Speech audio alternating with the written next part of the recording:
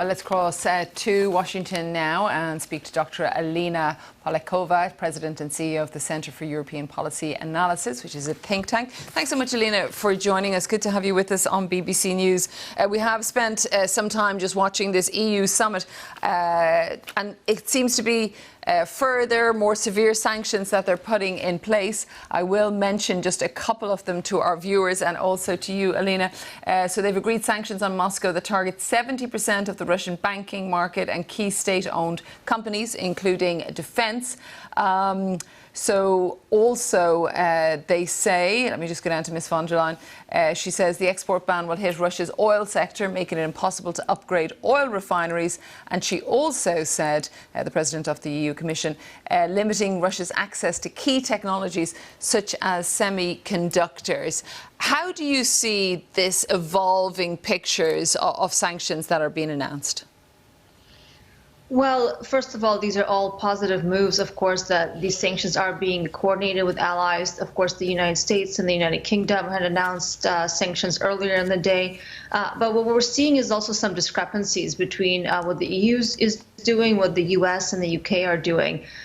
It would be better if these sanctions were aligned across the alliance. They would have a far more impact. And certainly Europe is the biggest player here because Europe has the largest economic relationship with Russia, unlike the United States. So it's really up to Europe to do more. And I'm not sure they're doing that here, to be honest. Yes, I did see that Ms von der Leyen, she did underline, she says that the sanctions were closely coordinated with the United States and others. But why wouldn't they? I was wondering that too. I think even for the viewer following along, you have to keep watching various leaders to try and understand the state of sanctions, for example, or how effective they might be. Is it not possible to do that with a global economy?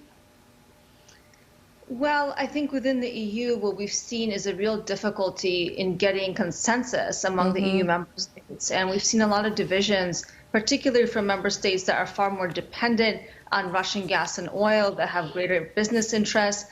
And so different countries are willing to go into different directions, basically, and some are just not willing to take on the economic pain for greater security, because let's remember, this isn't just about Ukraine. This is about Europe's own security, but that will require really painful choices and a lot of economic pain. And some of these leaders, they're not willing to take that kind of pain because, of course, it's a huge political risk when it comes to domestic politics. Yeah, I mean, I think the big question really is, can sanctions work?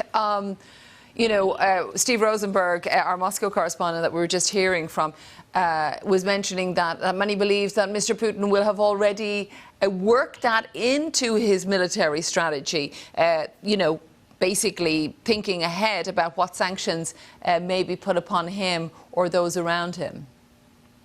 Well, I think that is certainly part of the calculation. I don't think Mr. Putin and the Kremlin knew exactly the kinds of sanctions the United States, the UK, and Europe would put in place. But certainly the entire diplomatic process, I believe, was undertaken under false pretenses by the Russians just to find out what the West is willing to do. Once they found that out, I think they were able to prepare for it. We even saw a statement from one of Russia's banks that was sanctioned by the United States, the VTB Bank, one of the largest banks in Russia. And they said, we already prepared for this. We already talked to our clients. We're going to minimize risk. And we saw this coming. So certainly none of this came as a shock, it sounds like. But I would venture to guess that the Russians didn't expect the Nord Stream 2 pipeline to be halted by Germany. And they probably didn't expect some of the specific blocking sanctions on their largest retail banks, not just their military banks.